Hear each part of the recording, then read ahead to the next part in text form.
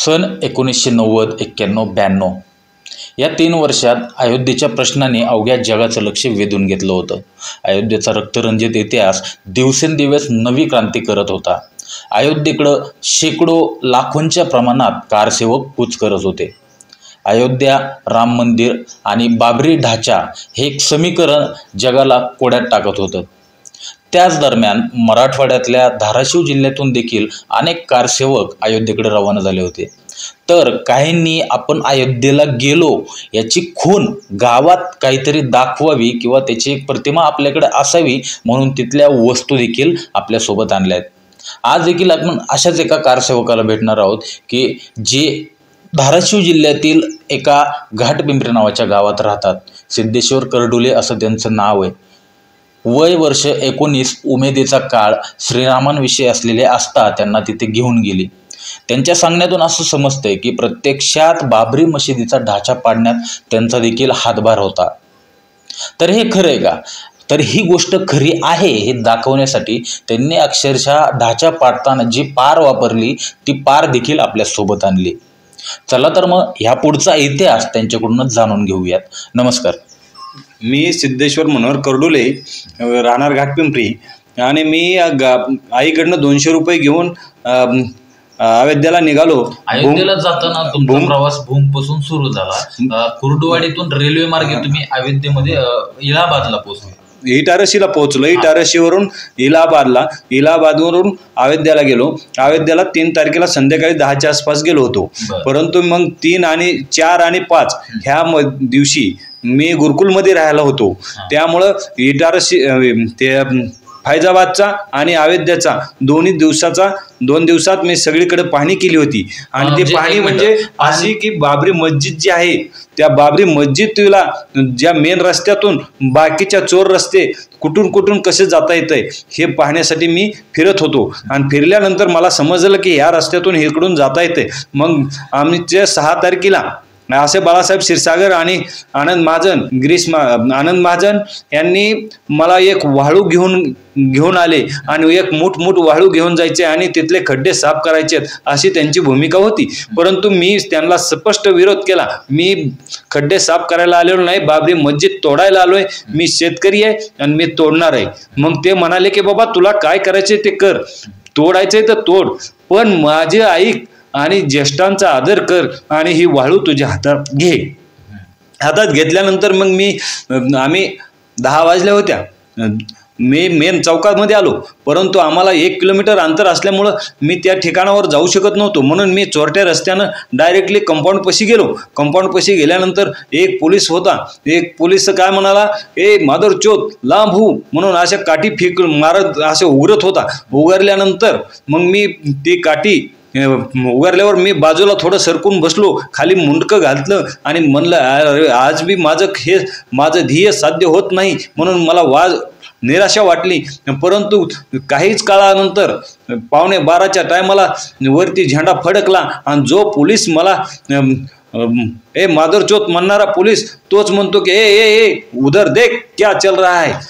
मी तिकडं पाहिलं तर वरती झेंडा फडकलाय, माणसं वरती चढलेली आहेत. मग मी पळतच माझ्या झेंड्याच्या साह्याची एक काठी होती त्या कंपाऊंडपाशी टेकून वरून जंप घेतली. आणि जंप घेतल्यानंतर जसे सर्कसमध्ये जंप घेतली तशी मी जंप घेतली. आतमध्ये गेलो. आतमध्ये गेल्यानंतर त्या वेलीच्या साह्यानं आम्ही वरती गेलो. वरती गेल्यानंतर माझा झेंडा मी फडकवत होतो माझ्या जवळचा, आणि तो फडकवत असताना मला आनंद होत होता. आणि त्याच पिरियडमध्ये एक खालून काही पारा टिकावं असे वस्तू येत होत्या. मग आल्यानंतर बऱ्याचशा लोक मारत होती, परंतु 4-5-10 जणांनी मारलं तरी तुटत नव्हतं. मग मी म्हणालो की तुम्हारे बस की बात नहीं है, ये मेरे पास दो, मैं तोड़ देता हूँ, मैं गिरा देता हूँ, तुम दे दो मेरे पास दिया. ये पार दिया तो मैंने एक ही जगह पे 10 मिनट वार कर दिया. तोडल्यानंतर मग एक भोगदं भोगद्या पडल्या वगैरे मग मी तोडत राहिलो. खाली माणसं कारसेवक असंख्य ओढून पडत होते. थांबवतो मी आता. तुम्ही असं म्हटले की तिथं वर गेल्यानंतर काही लोक तो ढाचा तोडायचा प्रयत्न करत होते, पण त्यांच्याकडून तो तुटला नाही. त्यावेळेस तुम्ही पुढं होऊन तोडण्यासाठी ही पार हातात घेतली. मग तिथं साधारण किती वेळ मारल्यानंतर तो तिथला भाग तुटला होता? 10 मिनिटं एका जागेवर मारल्यानंतर मला भोगदं पडलं होतं आणि त्या भोगदं पडल्यानंतर मग मी तोडत राहिलो. मग 4 वाजल्यानंतर मग मला वाटलं की जेवायचं, भूक लागली. मग भूक लागल्यानंतर मी खाली उतरलो. उतरताना मला विचार आला की माझ्या गावात गेल्यानंतर मी ही बाबरी मस्जिदचं काम केलंय, तोडली, ही कशावरून, काय पुरावा? म्हणून मी तोडलेली पार घेतली आणि मग मी आपल्या खाली उतरलो. खाली उतरल्यानंतर फैजाबादमध्ये ज्या मोठं कॉलेज होतं त्या ठिकाणी मी गेलो जेवायला गेल्यानंतर तिथं मला त्या शिक्षकाने विचारलं, अरे तुझ्या अंगावर माती पडलेली आहे, हातात पार आहेच, झालं का काम? मी म्हणलं हे जवळजवळ पूर्ण काम होत आलेलं आहे, आता काय काळजी करायची गरज नाही. मग तसं म्हटल्याबरोबर त्यांनी माझ्या अंगावरची माती आणि डोक्यातली माती बघून मग त्यांनी ह्याच्याकडून 10 रुपये, त्याच्याकडून 30 रुपये असं करत वर्गणी केली. 200-250 रुपयाची वर्गणी झाल्यानंतर मला म्हणाले की हे धर. मी म्हणालो की मी भीक घेत नाही, मला पैसे कमवायचे नाहीत. मग तो म्हणाले, सर अतिशय हुशार होते, अरे बाळा मी तुला भीक देत नाही, बक्षीस देतोय. बाबरी मस्जिद तोडलीस म्हणून तुला बक्षीस आहे आणि बक्षीस म्हणून ठेव.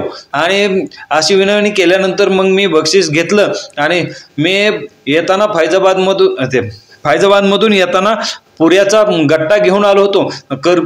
तर संध्याकाळी 6 वाजता कर्फ्यू लागली होती. माझ्या आनंद महाजन, बाळासाहेब क्षीरसागर यांनी मला पुऱ्याची मागणी केली. मी म्हणालो की मला खायच्यात गावाकडे नेताना. तर ते म्हणाले की नाही, आता काय कर, आम्हाला दे, तुला खायला जाताना आमचा सगळा खर्च आम्ही करू, तू काहीच करू नको, फक्त आता आम्हाला जेवायला दे पुऱ्या. मग मी त्यांना दिले.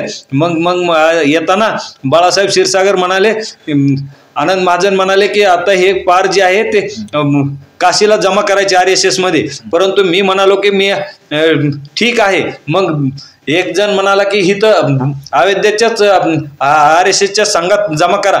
मग मी त्याला म्हणालो की मी आता तू म्हणलास तुझं माझं किरकिर झाली होती, मी त्याला देणार नाही, पार जमा करणार नाही. मग बाळासाहेब म्हणाले की बाबा तू नको करू, तू घेऊन चल, परंतु आमच्या बरोबर चल. मग असं म्हणत असताना बाळासाहेबाबरोबर आम्ही नगरपर्यंत आलो. नगरला एका एसटीत.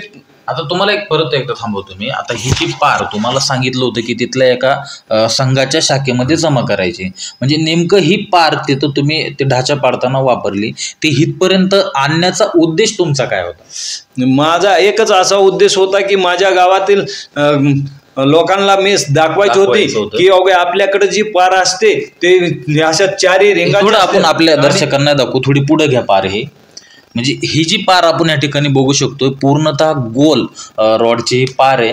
आणि आपल्याकडे साधारणपणे महाराष्ट्रात दोन्ही साईडला तोंड असलेली पार असते. इथं आपण बघू शकतो एकाच बाजूला तोंड आहे आणि दुसरी साईड गोल आहे. आपण इतर बघतो ज्या पारे असतात त्या साधारण आपल्या उंचीच्या आकाराच्या असतात, परंतु ही जी हाईट कमी, ह्याचं कारण काय? हिचं कारण असं आहे की आकुडक्या पारामुळं आपल्याला ताकद जास्त लावता येते, म्हणून त्यांनी आकुड पार दिलेली असावी. सांभाळायला पण सोपं असतं. म्हणून मी ती बाबरी मस्जिद पाडल्यानंतर घेऊन येताना सुद्धा मला लई त्रास झाला नाही. जास्त त्रास झाला. मी नगरमध्ये आल्यानंतर ST स्टँडमधूनच्या बाहेर निघत असतानाच एक पोलीस बाबरी मस्जिद तोडून आलेलो आहे, बाबरी मस्जिद तोडलेली पार आहे.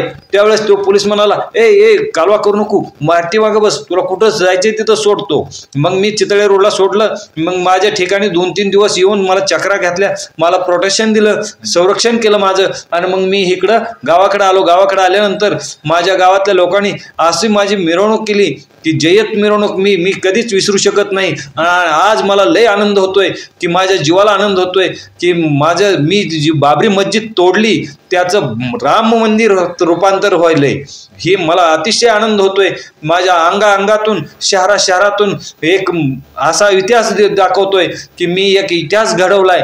माझ्या मोदी साहेबांनी एक इतिहास घडवलाय, माझ्या आडवाणी साहेबांनी इतिहास घडवलाय, असं मला स्पष्टपणे सांगता येतंय. माझी ऋतुंबरा देवी, माझी उमा भारती यांनी तर इतिहासच घडवलाय. त्यावेळेस तेही कारसेवक म्हणून उभा होत्या. म्हणजे निश्चितच आपण या ठिकाणी तुम्हालाही जाणवत असेल बोलताना या व्यक्तीच्या मनातल्या भावना आणि शब्द कशा प्रकारे जुळून येत आहेत ते सगळं त्यांच्या आपल्याला शब्दातून कळतंय. निश्चितच प्रभू श्रीरामांविषयी असलेले प्रेम, निष्ठा आणि एक ध्येय साध्य करण्याची उमेद या व्यक्तीला तिथपर्यंत घेऊन गेली. आणि त्यातलंही विशेष म्हणजे आपण हे काम केलंय ह्यावर कोणी शंका घ्यायला नको म्हणून त्या ठिकाणी वापरलेली पार देखील या व्यक्तीने आपल्या सोबत आणलेली. आपल्याला काय वाटतं कमेंट बॉक्समध्ये जरूर कळवा.